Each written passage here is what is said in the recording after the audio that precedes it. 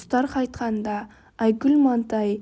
Біз тұратын бірінші көшенің бойымен қаздай тізіліп мектепке кетіп бара жатқан оқушыларды көзбен ұзатып салып қызыға қараймын. Мектепке қашан барамын деп қиялдаймын. Әкемнің ағасының Сәкен деген ұлы бар.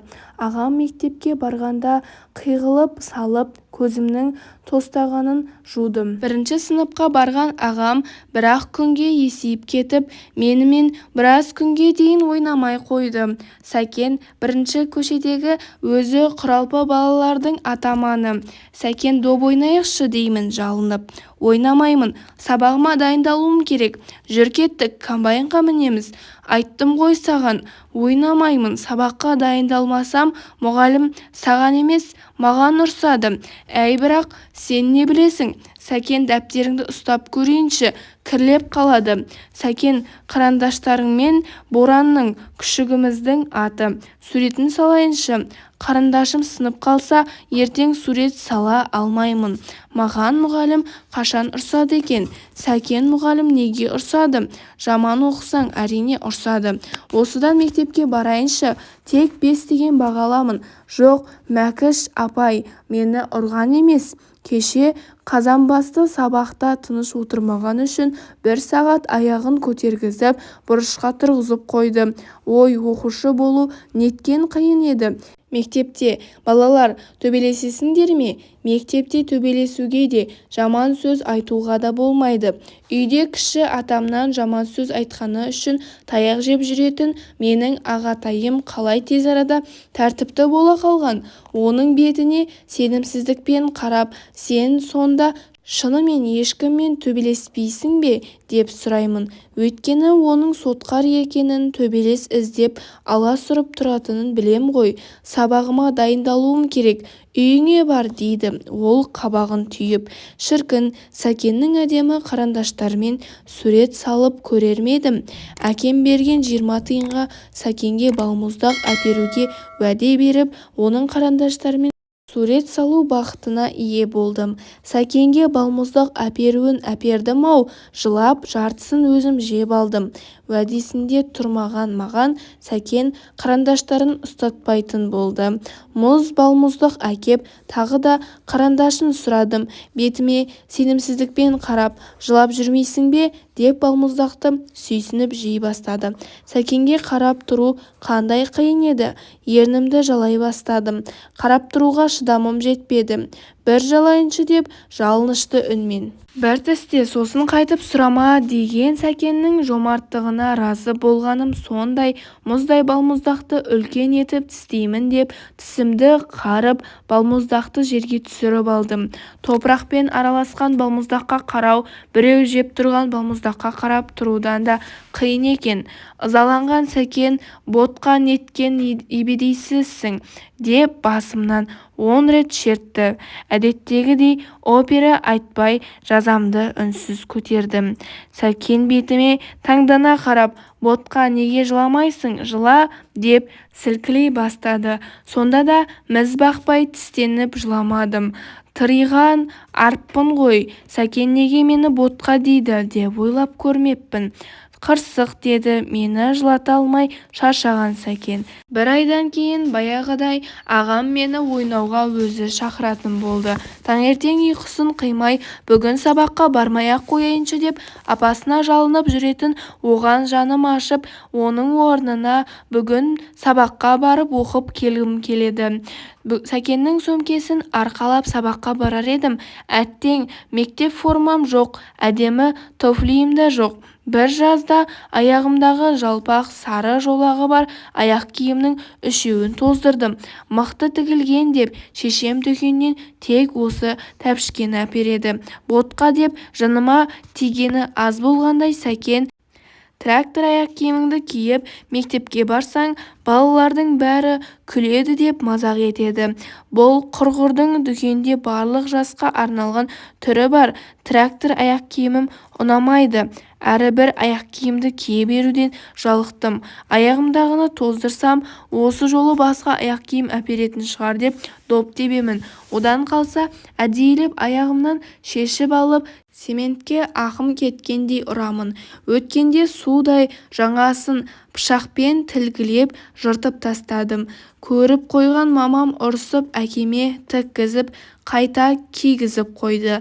Мектепке жыртық аяқ киіммен барсам, балалар түгілі мұғалім де күлетін шығар. Ол кезде күндердің күнінде мектепке әжемнің кебісін сүйретіп баратынымды білмедім әрине. Үстіме көк көйлегім мен ақ фартугымды асығыс киіп, аяғыма не кигенімді байқамаппын. Сыныпқа кіріп келсем, балалардың бәрі жарқ-жарқ күледі. Неге күліп жатқанын түсінбеймін. Таңқы ораз. Мә, безгелдек, мынау менің әжемнің кебісі ғой. Ақ түймесінен танып тұрмын. Түймені өзім қадағанмын. Менің ескі сары жейдемнің түймесі. Әжем өткенде тойға барғанда ұрлатып алған болатын. Сен өзі ұры екенсің ғой. Жаныңның барында әжемнің кебісін шеш, деп бұйырғанда қорланып жылап жібердім. Біздің ауылдың кемпірлері кебісіне малға ен салғандай белгі соғады. Олардың кебісінен қызыл-жасыл түймелерді көре қалсаңыз, сәндік үшін безендіріп қойған деп ойлап қалмаңыз.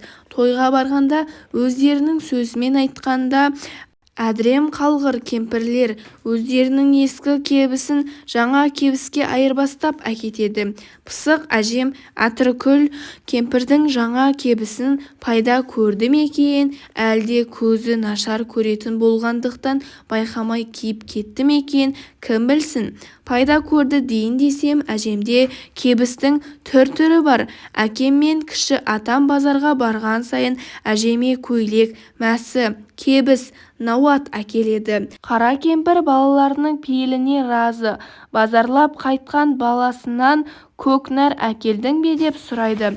Базарда насыбай сататын өзбек шал жасырын көкнәр сататын. Апа, ұмытып кеттім десе, әй жүгермек, жаман шүберектерді жиып келгенше көкнәр әкелмедің бе деп ашуланады. Бұл жүгермек мені өлсін дей ме деп қапаланып жаңа көйлекті лақтырып тастайды. Сәлден кейін әжем үйге келген кемпірлерге балаларым қаладан көйлек әкеп берді деп әлгінде лақтырып тастаған шүберекті аялап ұстап мақтанып отыратын. Мектепке кебіс киіп келгенім емес, сол кебісті біреудің иеленіп ұры дегені жанымда ұртты. Жылап жібердім. Әй, менің жылап тұрғаным не? Таңқының сазайын беруім керек емес пе? Бір білетінім, кемпірлер Әтіркүл әжейді онша жақтыра бермейтін. Қолының сұғанағы бар дейтін. Баламын ғой, үйге кемпірлер келгенде әжемнің қасында әңгіме тыңдау үшін емес, кәмпит жеу үшін жайғасамын. Әжем мен кемпірлердің әңгімесі қыза бастағанда тәрелкедегі тола кәмпитті қалтама уыстап салып, тек науатты қалдырамын да далаға қашамын. Көзі нашар көретін әжем бұл ұрлығымды байқамай, әлде кәмпитті кемпірлер жегенше менің жегенімді теріс көрмей ме, ескерту жасамайды. Сол сүйікті әжемді таңғы қорлап тұр ғой. Сенің әжең сұғанақ дедім. Шынымды айтсам, ол кезде бұл сөздің мәнін түсінбейтінмін. Немене? Менің әжемді кім дедің? Қайталап айтшы. Сұғанақ, естідің бе сұғанақ? Ол да бұл сөздің мәнін шамасы түсінбейді, бірақ жаман сөз екенін сезіп тұр. Ал сенің әжең ұры деп тілін шығарды. Осы кезде сыныпқа мұғалім кіріп келіп, мені аяқ киімді ауыстырып келуге үйге жіберді. Болған оқиғаны әжеме баяндап бердім.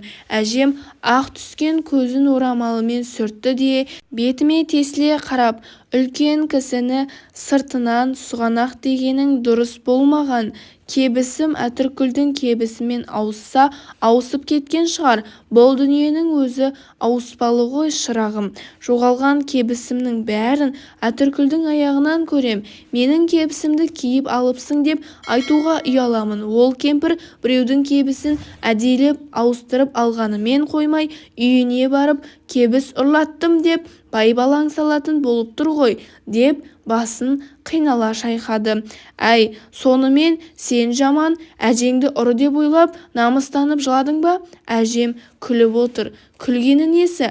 Әтіркүл әжейдің ұрлығын бетіне басып, таңқының сазайын бермей ме? Қайран сүйегі асыл әжем менің. Ауыл аспанында тырналар геометриялық шеңбермен ұшып бара жатқан кезде Сәкен екеуміз «Тырау-тырау тырналар» деп бар даусымызбен айқайлап Құдайға айта баршы. Әжеміз ауырмасын деп тілек тілеуші едік. Тілегімізді естіген әжем мейірленіп кәмпит береді. Менің тентек қызым мектепке барса атаман болады. Өткенде көршінің жиенінің ұрып жатқан жерінен әзер дегенде ажыратып алдым. Жиен бала Айкадан 2 жас үлкен деп әкем мені қайрап қойды. Сол да мақтаныш болып па? Қыз баланың ер баланы ұрғаны қай бір жақсылық дейсің? Деп шешем қабағын шытты. Менің қызым біреумен себепсіз тиіспейді. Сағызын біраз шайнап қайтарып берген соң ұрған. Маймыл сағызымды жұтып қойды деймін. Сағызыма ішім удай ашса да әкемнің мақтағаны құлағыма жағып, біреу шайнап тұрған сағызыңды алса берсе де қайтып шайнама деп қақтайды шешем. Аузымдағы сағызды біреуге бере салғанның несі жақсы? Сыртында ақ қоянның суреті бар. Сағызды қалай қиясың? Әкем айтатындай мектепте атаман болмасам да атаманға тән әрекеттер жасап жүрдім. Әйтеуір мен қатысатын ұрыстардың себебі көп. Себебі есімде жоқ. Мақта алқабынан қайтып келе жатқан маған өзімнен 2 сынып жоғары оқитын 3 қыз жабылып мені өрістен қайтпаған сиырын іздеп шыққан Рәтбек атамның кемпірі көріп қалып әлгілер қашып кетті. Мектептегі қорғаушым Сәкенге көзімнің жасын төгіп отырып шағымдандым. Ұлдар болса бір жөн, қыздарды қалай ұрам деп ол менің кегімді алып беруден бас тартты. Қыздардан қорқады екенсің, су жүрек дедім тістеніп. Мамаң дұрыс айтады, сенің жүрген жеріңе шөп шықпайды деп ағам қолын бір сілтеп кетіп қалды. Көршіміздің 8-ші сыныпта оқитын Аққыз есімді қызы бар. Толық қызыл шырайлы, ақ жүрек қыз. Жеңгелері сыртынан Семіз Бикеш деп атайды. Бала секілді сенгіш, аңқау. Әжесінің тәрбиесінде өскен ол обал деп бізден қалған тамақты соғып алады. Бір күні үйіндегі дәрілердің бәрін обал ғой деп ішіп қойып бір ажалдан қалғаны бар. Сол Аққыздан көмек сұрап едім. Басымды бит пен сіркеден тазартып бер, сосын ғана әлгі үшеудің сазайын беремін деп шарт қойды. Күнде бір рет әжемнің басын қарайтын маған бұл түк те қиын шаруа еместей көрінді. Семіз Бикештің басындағы фашистермен күресу әсте жеңіл емес екен. Көзімді жұмып басын сипаласаң қолыңа дәу қара бит ілінеді. Содан қойшы, Семіз Бикештің басын бір жеті тазаладым. Есесіне Аққыз 2 қызды алдыма сүмірейтіп әкеліп кешірім сұратқызды. Үшіншісі неге кешірім сұрамайды десем, Аққызым, оның ағасы бар ғой деп сызылады. Себебін кейін білдім. Аққыз әлгі қыздың ағасына ғашық екен. Кәрі әжемнің басында ақ биттер болатын. Әжем ақ биттерін жебеуші періштедей көретін. Бір күндері әжемнің басында бит болмай ауыра бастады. Әжем арам қанымды соратын басымда биттердің болмағанын қарашы деп миды жеген соң бит іздедік. Шешем басымды әрі қарап бері қарап бит таппаған соң жұрттың қыздарында бар бит, сенде неге жоқ деп күйіп пісті. Басымда бит болсыншы, шешем жанымды шығаратын еді. Анам үй шаруасына ұқыпты, үсті басын таза ұстайтын жан. Қызының басы биттеп жүрсе ұят емес пе? Аққыздың қара биттерін әжемнің басына салып еді, жерсінбей өліп қала берді. Сәкен, әже, ішетініңіз көкнар, әрине биттер уланып өліп қалады деп қалжыңдайды. 7-ші сыныпта Сәкеннің мінезі қатты өзгерді. Мектептен киімдері алба-жұлба болып келетін. Өзінің айтуынша бірінші атамандыққа таласады. Сабаққа қатыспай балалармен әжетхана маңында мұғалімдерден жасырып темекі шегетін. Сәкен маған ересек адамдай көрінетін. Ұрынарға қара таппай жүрген ол балалар тиіспей ме, біреу тиіссе өзіме айт, көрсетем деп жұдырығын түйетін. Бірде үзілісте арқама тарс етіп бірдеңе тиді. Кітапты инелікке лақтырып едім, саған тиіп кетті деп Нұрбол қарап тұр. Ызадан көзімнен жас шықты. Жүгіріп барып болған оқиғаны Сәкенге айттым. Сәкен достарымен қосылып біздің сыныптың 4-5 баласын ұрыпты. Маған тиіскен Нұрбол ғой. Басқа балаларды неге ұрасың десем, атаманның қарындасы екеніңді басқа балалар да біліп жүрсін дедім, дейді Сәкен күліп. Өзімді сол күні кінәлі сезіндім, бірақ ешқайсысынан кешірім сұрамадым. Сәкен үзілісте бұрынғыдай нан сұрамайтын болды. Бірде дәлізде Сәкенді бір дауысыммен айқайлап тоқтатып, нан жейсің бе деп сұрадым. Жоқ деді ызалы дауыспен. Үйге келген соң қыздардың көзінше нан жейсің бе деп ұялтқаның не? Нанды үндемей әкеп берсең болады ғой деп ұрысты. Сәкен мен достары біздің сыныптың қыздарына хат жазып сабақтан соң клуб қасындағы саябақта отыратын. Кеше ғана бірге ойнап жүрген ағамды менен ажыратқан қыздарды жек көретінмін. Оларды мектеп бітіріп кеткенше жек көрдім. Тырау-тырау тырналар, Сәкен екеумізді қайта дос етші. Тырау-тырау тырналар, ағамды қайтарыңдаршы.